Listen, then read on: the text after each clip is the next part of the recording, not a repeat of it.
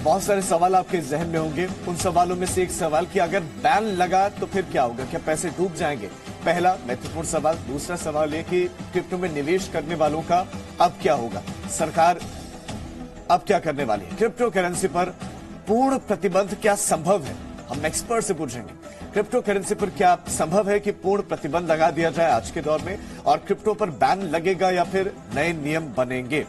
हमारे साथ खास मेहमान जुड़ गए हैं। विजय सरदाना अर्थशास्त्री हमारे साथ हैं, योगेंद्र कपूर जी अर्थशास्त्री हैं। विजय सरदाना जी, पहला सवाल ये कि जिन लोगों ने इन्वेस्ट कर दिया, निवेश कर दिया है, उन लोगों का अब क्या होगा? सबसे पहले तो वो ही जानना चाह रहे हैं कि हमारी इन्वेस्टमेंट तो है, उस इन्वेस्टमेंट को हम बचाएं कैसे? देखिए, सबसे पहले तो मैं एक एनोलॉजी देके आम आदमी को क्लियर करना चाहता हूं कि आप जिसको क्रिप्टो करेंसी या इस तरह की बात कर रहे हैं वो क्या चीज होती है। देखिए, एक होता है आप खाना खाते हैं, और खाने की जगह अगर आप शराब पीते हैं या नशा करते हैं, तो जो क्रिप्टो करेंसी है ये एक तरह का ड्रग्स है फाइनेंशियल मार्केट में, जिसका कोई आधार नहीं है, जिसकी कोई यूटिलिटी नहीं है। ये प्योरली स्पेकुलेटिव ट्रेड है। एक कंप्यूटर पे आपने एक सॉफ्टवेयर बना के कुछ टोकन्स रिलीज किए, और उस टोकन की अब ट्रेडिंग हो रही है एज ए सट्टा बाजार। जब आप सट्टा बाजार में खेलते हैं तो वो आपकी सैलरी नहीं होती। तो मेरा निवेदन है सब लोगों से, जो भी लोग इस तरह की अनरेगुलेटेड करेंसी में ऑपरेट कर रहे हैं वो सब सट्टा खेल रहे हैं। सरकार की कोई जिम्मेदारी नहीं है कि आपका क्या होगा और उस करेंसी का क्या होगा, क्योंकि बगैर सोचे समझे अगर आप सट्टा खेलते हैं, नशा करते हैं, आपको शुरू से कहा जा रहा था कि आप इससे दूर रहें।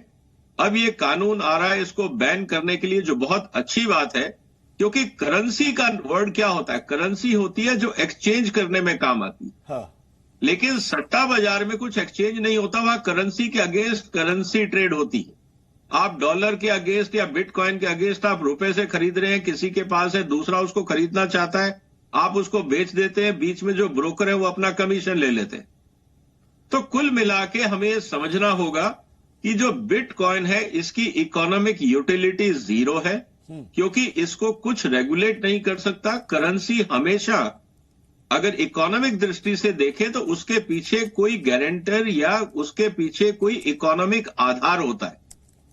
बिटकॉइन या इस तरह की करेंसी के पीछे कोई इकोनॉमिक आधार नहीं है, ये सिर्फ स्पेकुलेटिव ट्रेड है, ये सट्टा बाजार। आप कह रहे हैं कि इसकी इकोनॉमिक यूटिलिटी जीरो है, ये एक फाइनेंशियल ड्रग है। योगेंद्र कपूर जी, अब सवाल ये है कि क्या आपको जब एक्सपर्ट खुद ये कह रहे हैं कि ये तो एक फाइनेंशियल ड्रग है, तो इस पर बैन लगेगा या आपको लगता है कि सरकार नए नियम लेकर आएगी? देखिए, मैं सबसे पहले ये कहना चाहूंगा कि रिजर्व बैंक ऑफ इंडिया हमारी कंट्री की फाइनेंशियल और इकोनॉमिक स्टेबिलिटी का कस्टोडियन है। इसकी हिस्ट्री में अगर हम जाएंगे, पहले आरबीआई ने क्रिप्टो करेंसीज को इंडिया में बैन किया था, और उसके बाद सुप्रीम कोर्ट ने उस बैन को ओवरटर्न कर दिया था। मेरा ये मानना है कि इसको कंप्लीट बैन जो है वो अब पॉसिबल नहीं होगा। हमें यह समझना है कि क्रिप्टो करेंसीज और बिटकॉइंस जो है दो तरीके से उसका यूज होता है इकोनॉमी में, एक एज अ कमोडिटी और एक as a currency. Reserve bank of India strictly against है कि वो एज अ डिजिटल करेंसी जो है यूज हो इकोनॉमी के अंदर। मेरा भी पर्सनली ये मानना है कि ये एज अ कमोडिटी यूज होगी, और उसके लिए रेगुलेशन बहुत जरूरी है। और उसके लिए इंडिया की जो हमारी प्रीमियर एजेंसी है सेबी, वो जो है इसके ओवरऑल कस्टोडियन बनेंगे। और इसमें देखिए, हमें यह समझना है कि उसमें भी रेगुलेशन को वो किस तरीके से एनफोर्स करेंगे।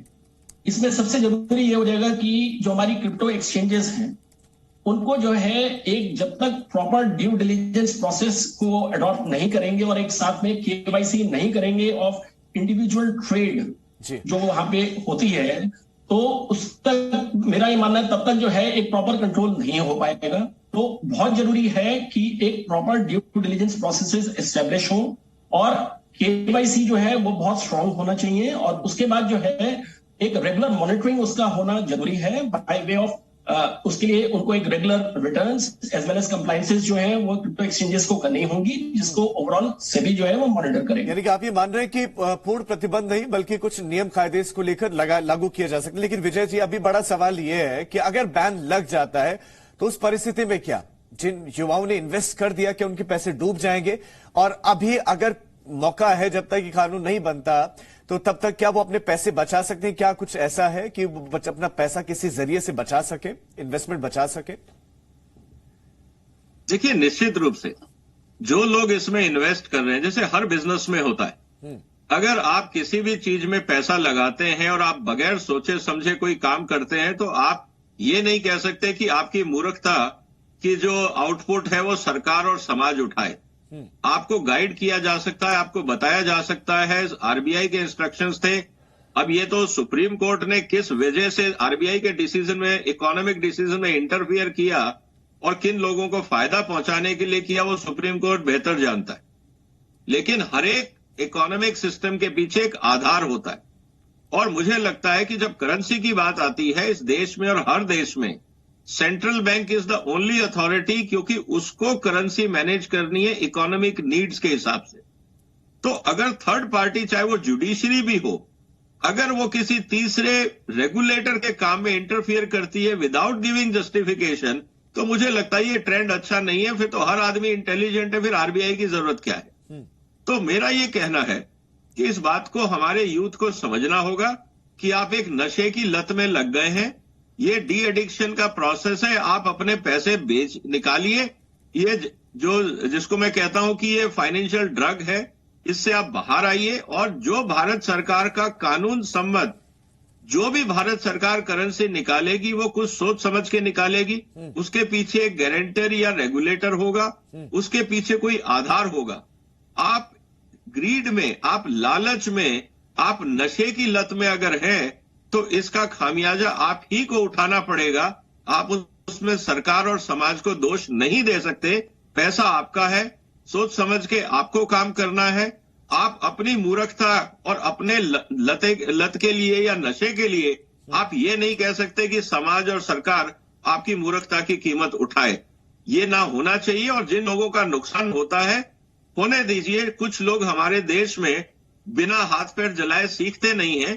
May be this is a process of learning for them.